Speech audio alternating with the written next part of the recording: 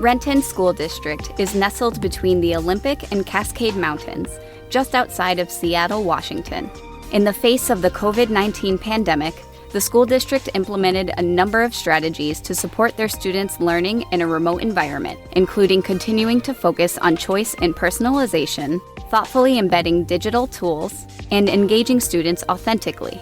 In this episode of the Learning Accelerators What Will We Take With Us Leadership Podcast series, we're going to hear from a district leader at Renton School District about what they tried, what they learned, and what they're taking forward as they head into the 2021-2022 school year.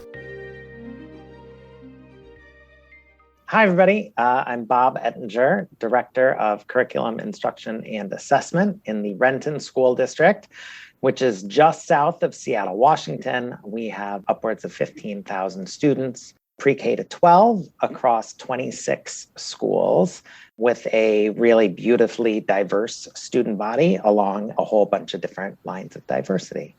Renton School District serves about 16,000 students in pre-K through grade 12 across their 24 schools in the Pacific Northwest, 4 high schools, 4 middle schools, 15 elementary schools, and 1 early childhood center. 3/4 of the Renton student body identify as people of color. Half of all students are considered economically disadvantaged, while 18% are emerging multilinguists, or English language learners, and 15% receive special education services. According to their mission, the district aims to see each student graduating with options and prepared to participate fully in our democracy. As schools from across the globe moved to remote teaching and learning almost overnight, and in-person opportunities for instruction were put on hold, teachers and leaders at Renton School District were encouraged to try new, innovative practices that would allow for the quickest return possible to in-person teaching and learning. Renton recognized early on in the pandemic the need to support the social-emotional needs of their students and staff. They addressed this need with signature social-emotional learning practices, such as daily check-ins, calm-down spaces, kicking off in-person learning with a 15-minute safe start, and an entire website dedicated to educator wellness. You know, one of the things that we did last spring as we were looking ahead to the next school year was to do this. We called it Learning and Teaching 2020, where we engaged diverse groups of educators in thinking about what might learning and teaching look like next year, whether it's remote, partial hybrid, that kind of thing. Parallel to that, we also engaged teachers in social emotional learning planning.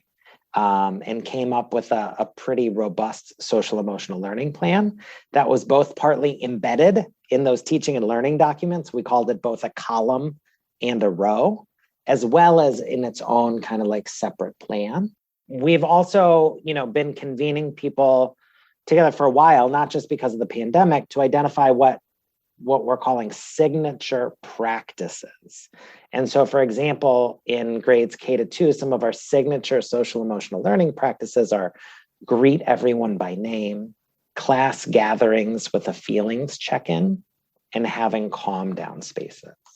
And so this was work that was underway before the pandemic. And now the work has been, okay, how does this adjust to remote and to this return back in person? And so one of the things we've bargained is that, in our elementary schools, students are either like an AM group in person or a PM group in person, if they're in person. And the first 15 minutes of that time is what we're calling Safe Start SEL. And so that is a time to engage in these signature practices, having class meetings, engaging in feelings check-ins, and we've got all of these pieces of it. We've also built out a whole website for adult wellness, and all of those resources that are teacher facing start with that slide linking people to our adult wellness site, because adult wellness is absolutely part of this work. And so, I think we're doing really cool work there and have dedicated quite a few resources to that as a district, starting by hiring Vicki 4 years ago, and then adding 2 social emotional learning district-based facilitators as well to her team as a way to really kind of drive this work forward. The other thing I'd add is that we're also engaging in work around diversity, equity, and inclusion. And we've kind of, this year, there's been work underway for a while, but we've started with a diversity, equity, and inclusion steering committee that is a team of a bunch of people from a bunch of different parts of the district, principals, HR, coaches, directors, et cetera. And one of the things they did that I think is really smart is to really reach out to school leaders and say, we know you've been engaging in this work for years. What resources, practices, partnerships, activities have been most successful for you in, addressing whatever you want to call it, anti-racist practices, culturally responsive learning, et cetera, and trying to compile a list of those and using that kind of inquiry process to guide a multi-year strategic plan. Turning to academics, Bob and his team focused much of their work during the pandemic on mastery of learning, with student engagement and prioritization of standards as two key focus areas. We've been doing a lot of work around mastery of learning. And so my team, the district STEM team, has kind of named two areas of focus this year. One is student engagement, knowing how important that is, particularly during in-home learning. And the other is prioritization, thinking about how do we prioritize what we most hope students will learn. And that work has looked a little bit differently in different grade bands. In middle school, where there are just fewer teachers teaching a particular subject, right? Like we've got 4 comprehensive middle schools. There are still only like 8 sixth grade science teachers. It's just not that many, maybe not even that many. Convening them together and do a pretty rigorous process of looking at the units that are coming up, looking at the standards and thinking about what's most important that students will walk away from these units with kind of moving forward. So let me see if I can find and none of these are perfect, but starting with some core questions, but then thinking about, this is a science example, thinking about what they call the 3 dimensions of science as they apply to this unit, and then kind of within the unit saying, okay, within this first lesson, what do we most want students to know and understand? And what are some specific tips for getting them there? And, again, it's been a neat kind of way to both respond to this remote learning situation, but also to engage people in thinking pretty deeply about standards and 3-dimensionality and all of those things.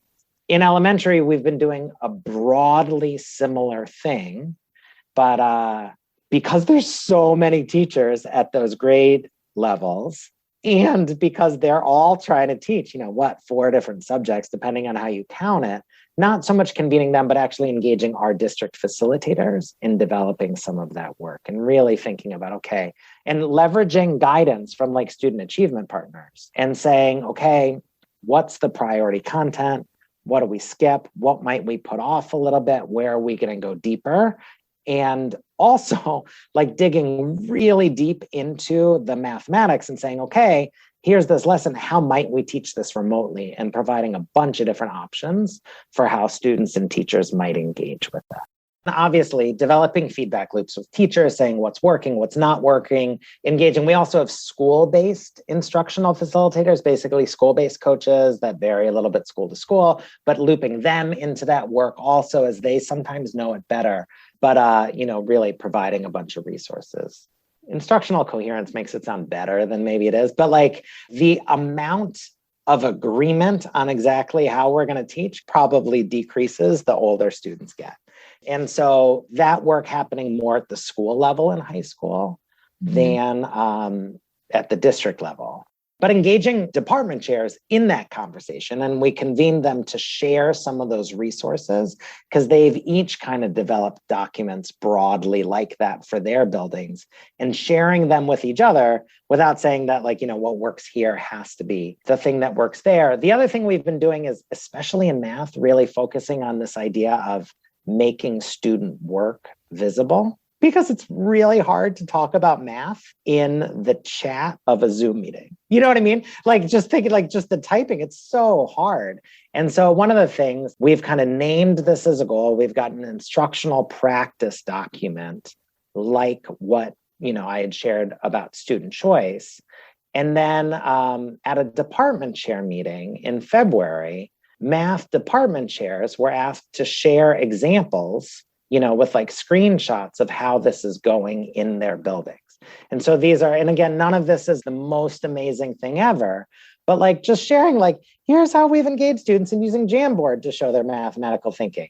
And here's like how they've used Desmos to show their thinking. And here's how we've done, this other, and so just like bringing it forward to think about, again, it's not about the tool, it's about the practice of making student work, not just their thinking, but actual like their math work visible.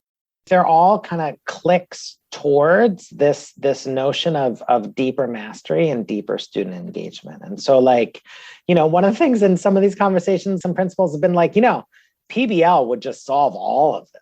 Right. And so like, and that's not wrong, and so our work in PBL is unquestionably connected to both our work in mastery and in student engagement. And, it's also not like an on-off switch that we're going to turn right away. Right. Our work around standards and student mastery and choice are also connected. Again, not like perfectly linearly throughout this, but we're trying to kind of weave the pieces as we go. High school is also like a really kind of like exciting place, I think, for the district to get involved with. Because as I shared, again, like we use this term instructional infrastructure. Our kind of district level instructional infrastructure is probably like least robust in our high schools.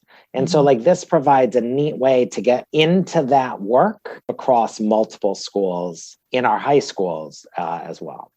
To continue pushing mastery-based learning and personalization, Bob and his team at Renton also designed ways for students to take ownership of their learning through choice and voice around not only how they learned content, but also how they showed mastery.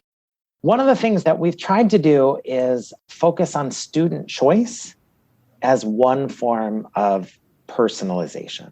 And of course, student choice means different things to a lot of different people.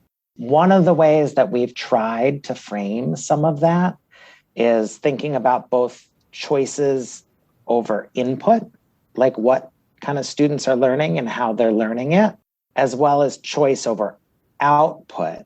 In other words, how students demonstrate some of their learning. And there's kind of different tools that support different pieces. This notion of choice over input, I struggle with a little bit because it kind of presumes a kind of teacher-centered delivery model of instruction that I don't quite buy into. But still, this notion of like, if you want kids to learn about photosynthesis, can they choose between, a video, a reading, a podcast, that kind of thing? And then, for students demonstrating their learning, what are all the different ways that students can show that? Can they record a video? Can they upload a slide deck? Can they create an animation? Like all of these different ways. And again, it's not completely like rethinking the model, but it's a step. We've also like really connected that work to this notion of universal design for learning, which has been a real focus of our student support team, our special education team, and how it's this whole thing from like end of average, right? Yeah. Instead of building the average pilot seat to let students adjust their own pilot seat. And so little tweaks along those ways. To operationalize this personalization, Renton has thoughtfully considered how to support their educators to facilitate such learning by modeling best practices, empowering teacher leaders to share their insights and findings, and offering choice around their learning experience as well. One is trying to model it in our professional learning for educators, right? So when we've got, some sort of group of teachers and whatever it is, like learning a new math curriculum or science, whatever, giving them an opportunity to have choice in what they're doing, and then metacognitively reflecting on that choice afterwards. And also trying to kind of identify how different tools can serve some of those purposes. And so what we've tried to do is, instead of saying, let's give you some resources about Edpuzzle. Instead, let's give you some resources in this instructional practice in service of these things. And so like each of these links to, there's like a video and an image and how to use blah, blah, and so forth. And so then like, obviously that's a document that exists in the ether. So now it's how do we share that? And we've got people who's, receive an additional stipend as a technology integration specialist. These are teachers. So we shared these documents with them last week and engaged them in conversation about how they might share these documents with others. We're sharing them with coaches and things like that. And also just as they come up in conversation, as just a kind of way to be like, here, if you're struggling with this, here's some strategies for doing that. And again, not that it's perfect and it's not about the tool, it's about the practice, but it's a start. But I mean, again, ultimately, it's all of these things. It's like at a district level, how can we provide some support? And how do we keep looping back with teachers to be like, hey, was that useful? Like, did that change your practice? And sometimes, just being honest, sometimes we create stuff that not that helpful or is like solving the wrong problem for people. But it's also partly about just listening to people and saying like, what are the problems that you're trying to solve right now? And how do we help you solve those problems? That's where some of those instructional practice documents came out of. It's listening to teachers, being in conversations with them and saying like, where do you feel stuck? And how at a district level can we provide you some concrete tools, strategies, resources, et cetera, for supporting that work in a way, obviously, that aligns with our instructional vision, all of those pieces. Trying to kind of engage in this like both and space of solving problems and building capacity. And sometimes teachers are like, just show me how to do it. And sometimes it can be helpful to just show them how. Here's one way. Here's like a great way to transform this experience to a Google Jamboard. Here's the link, like go. And sometimes it's about like, let's spend some time understanding like how this works and why it works. Renton has also strategically leveraged their coaching systems to build capacity of their educators and leaders, particularly around digital learning and project-based learning. We've reorganized our district-based coaches, basically. So before, we had, for example, 6 people whose full-time job was called digital learning coach. And they each supported a subset of schools in digital learning. We also had people who were like the elementary math facilitator for the district, somebody who was the ELA specialist for the district. And because of some budget cuts, but also because of some kind of strategic work, we reorganized all of those people. And so we have team members who focus on either ELA and social studies or science and math and digital learning and new teacher support and English language learner support, supporting a subset of schools. The other big thing I just want to make sure to mention is we've also got an increasing focus on whatever you want to call it, PBL, project-based learning, problem-based learning. And, especially in the ELA social studies part of our work, we've got over 100 teachers signed up to do the PBL Works training. And, we've got interdisciplinary partnerships kind of at a bunch of different grade levels. And again, it's less about kind of saying this is what everybody's going to do, but provide some places to start. And again, that's also in the spirit of choice and personalization in a much deeper way as well. Bob and his team at Renton have always been committed to embedding technology in classrooms, not as an add-on, but as an integration. And with the onset of remote learning during the pandemic, this work took on a new level of importance and quickly became a part of everyone's daily life. And that's been part of the fun is like it never, like this notion of digital learning as a separate thing, trying to root it much more fully in content and in learning and teaching. And the idea that like digital learning was never about the tool predates me by a lot. That was Ellen Doerr's focus so much for so many years. And I think that this is now like the next iteration of that is embedding that work more fully in our work. And now with remote instruction, everybody's doing digital learning, whether they wanted to or not. And it becomes like this whole remote thing has just changed that conversation because it's just like the air we breathe now rather than something along the side.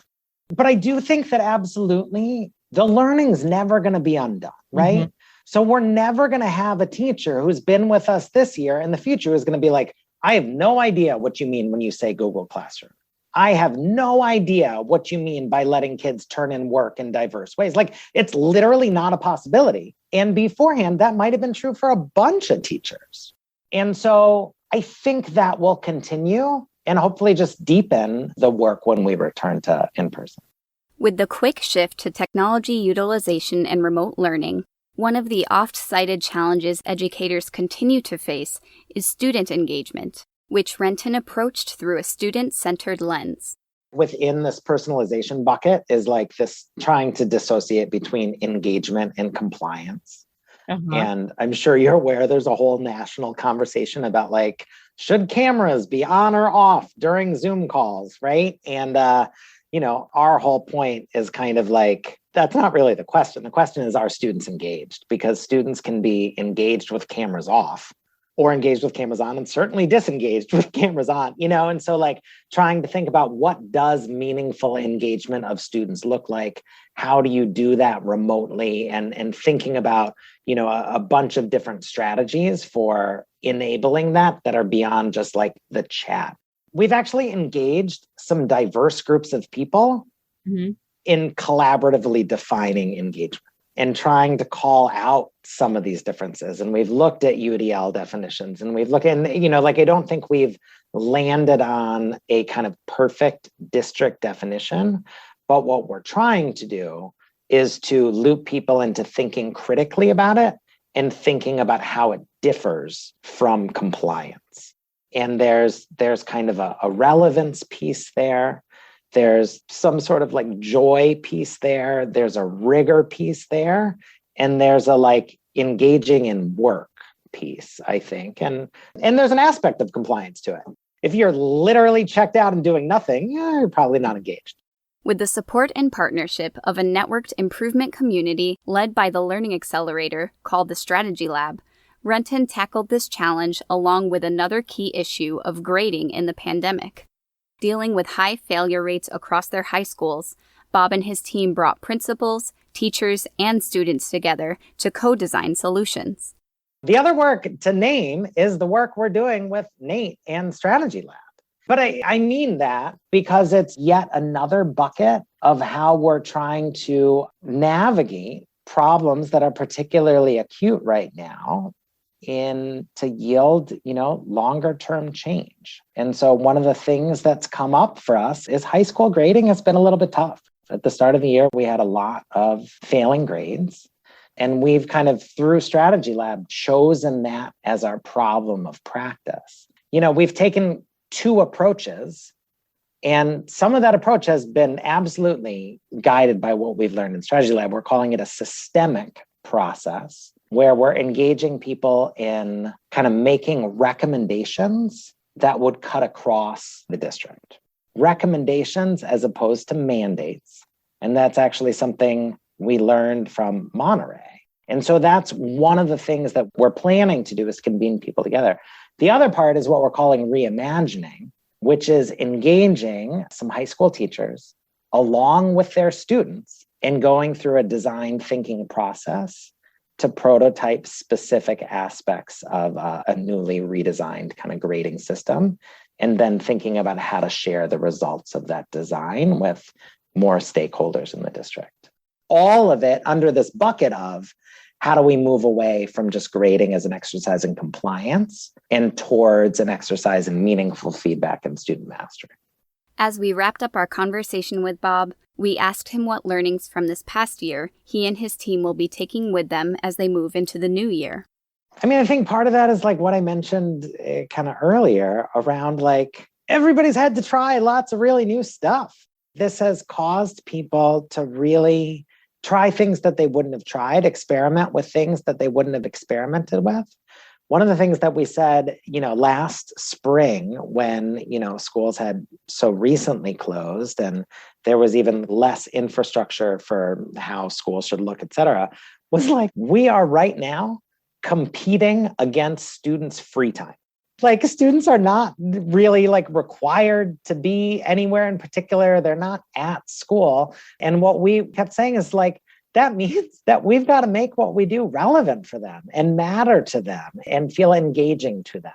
all of that, I think, will be useful as we return because none of that experience is going away. And, students know what that feels like. Teachers know what that feels like. And I'm really hopeful that, again, like once you kind of add to your bag of tricks, that bag of tricks does not disappear. And once you've experienced what kind of different forms of choice and kind of opportunities are, I don't think those things disappear. And I think that that's really exciting moving forward. I also think that so much of what we've kind of built this year will continue to be relevant for future years. And some of it is like, how do you take this one specific lesson and kind of modify it to be remote? And some of that stuff won't live on, hopefully, in the same way as we kind of come back more and more to in-person. But this work around prioritization and what standards are most important for students to learn, this work around student choice and kind of tools to empower that, this work certainly around project-based learning and building capacity in that area will continue long after and not to mention, this work around our grading in high school, where that's the explicit idea is how to kind of build more resiliency for the future. So I think that all of that is exciting looking ahead to what's coming moving forward. And lastly, Bob shared with us what he's most excited about for the future. I'm really excited to continue this work. I think these kind of buckets of project-based learning, student engagement, prioritization, and mastery of standards are just like really exciting areas of focus moving forward. And part of what I want to make sure we do is to kind of stay the course in some of these areas and keep pushing. Think about how we can develop hopefully longer range plans about how to move this work forward in the future and get a little bit clearer about what those goals are and how we're aiming to achieve them.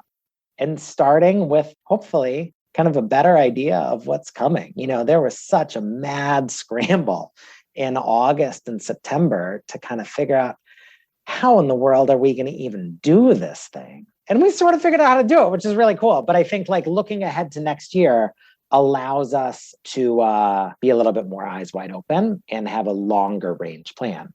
And again, looping the high school grading work into that and thinking, I don't know, there's a lot of work to get this design process underway, but it's going to be wrapped up by the end of the school year. And then thinking about what comes next school year, I think is really exciting. And I think one of the things that's really exciting and I think is just really important is I can sing the praises for days of the folks I work with most closely, right? And that's why I'm mostly talking about our district-based instructional facilities because it's their work that I support most directly. We have people in our schools doing just heroic work and figuring out, principals and assistant principals and department chairs and all that, figuring out how do we make all of this work in this super new context? There are just inspiring stories everywhere you look, whether it's operationally, instructionally, all of these pieces. We have learned how to do something that I think a year ago, I think I would have said was kind of impossible. Teaching, meaningfully remotely, I would have said, I don't know, we've got some stuff ready for it, but boy, that's going to be hard. And of course, it's not perfect. It's very far from perfect. There are really important places where it's not working well, and we're trying to get better, but we are doing it. And that is thanks to the hard work of tons of really smart, creative people solving problems. Due to the COVID-19 pandemic, nearly every school across the country had to quickly pivot to new models for teaching and learning to reach students in remote settings. Dealing with circumstances never before experienced, Renton focused on student and staff wellness, personalization through choice, and authentic student engagement. Thank you for listening to this episode of the Learning Accelerators What Will We Take With Us Leadership Podcast series. For more resources and leadership stories, visit hopskipleapfrog.org.